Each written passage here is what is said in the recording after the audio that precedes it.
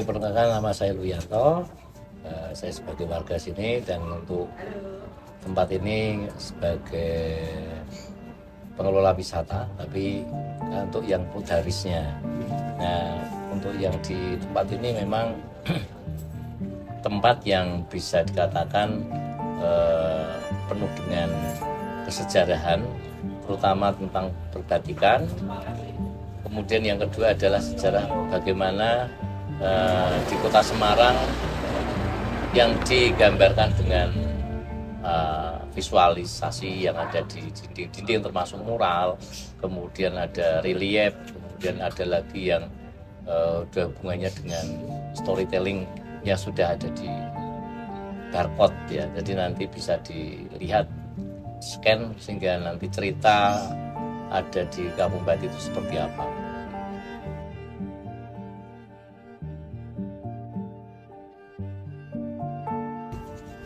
Tempat ini, jadi Kampung Batik itu sebelum kolonial Belanda itu sudah sebagai tempat kampung batik yang ada di kota Semarang, dan itu satu-satunya.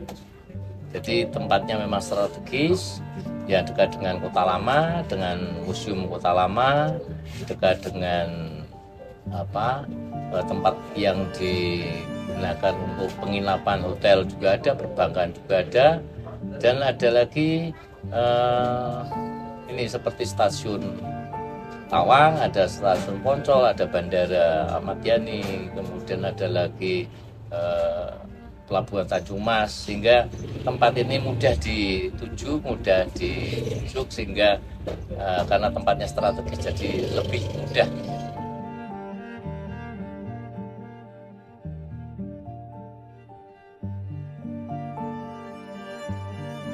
Ini hubungannya dengan kebudayaan atau seni dan budaya. Karena di sini sudah namanya, temanya ada tentang batik, maka kami tekankan adalah tentang seni budaya batik. Jadi dengan batik itu sudah bisa dikatakan mengangkat, karena ini pertama adalah sudah diakui sebagai warisan budaya tak benda secara internasional di UNESCO, dan tahun 2023 kemarin batik Asem Semarangan juga sudah dijadikan sebagai warisan budaya tak benda nasional, sehingga orang tidak hanya mengenal batik itu hanya di Solo, Jogja, Lasem, Pekalongan, tapi ternyata Semarang juga punya batik. Ini yang bisa menjadikan kebanggaan bagi warga Semarang, sehingga warga Semarang ternyata juga punya kampung batik, tapi juga punya hasil batik.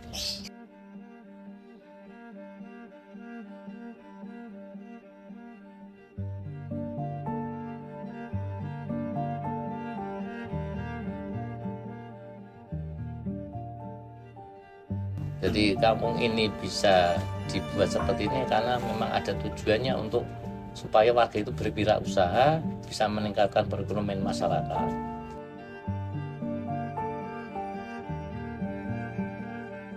Dan nanti untuk warga yang memang mempunyai potensi, mempunyai talenta untuk entah itu untuk kuliner, entah itu tentang batik, ini untuk meningkatkan pemberdayaan masyarakat, memang satu dari pemerintah kota itu sudah memfasilitasi pemberdayaan masyarakat untuk pelatihan. Jadi ada pelatihan batik tentang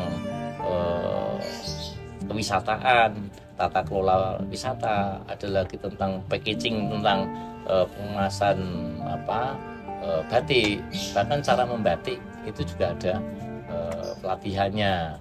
Kemudian ada guide tour juga ada pelatihannya, bahkan sampai homestay. Jadi dari warga ini sudah ada istilahnya modal pengetahuan tentang bagaimana tentang kewisataan, sehingga bagaimana tempat ini nanti bisa menjadikan sarana bagi para pengunjung juga bisa nyaman, kemudian warga di sini juga bisa menikmati apa yang ada di tempat ini sehingga perekonomian juga bisa meningkat.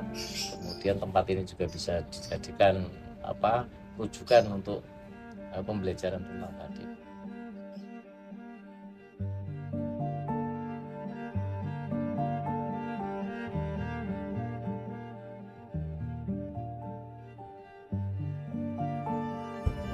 Sesuatu hal, terutama bangsa Indonesia yang punya budaya. Seandainya bangsa Indonesia sudah kehilangan budaya, maka hilanglah jati diri bangsa. Maka kembangkanlah, cintailah tentang budaya Indonesia. Maka anak-anak muda ini yang nanti akan menjadikan penerus estafet tentang kebudayaan, terutama kebudayaan Indonesia yang sudah dikenal oleh masyarakat dan itu menjadikan nilai jual. Sehingga nanti anak-anak muda bisa melanjutkan, sehingga jati diri bangsa itu tidak hilang, tidak luntur, sehingga menjadikan ciri khas identitas bangsa Indonesia. Kemudian yang berikutnya adalah ini menjadi pesan bahwa cintailah budaya Indonesia, terutama untuk batik, sehingga batik ini yang menjadikan ciri khas bangsa bisa diwariskan, bisa diteruskan oleh anak muda. Sekarang anak-anak muda sudah mulai berkecimpung tentang batik, walaupun nanti batiknya itu tidak seperti yang klasik ya, tapi sekarang ini sudah ada inovasi baru. Bagaimana batik ini bisa dicintai, bisa disenangi oleh anak-anak muda, sehingga nanti anak-anak muda itu bangga dengan batik Indonesia.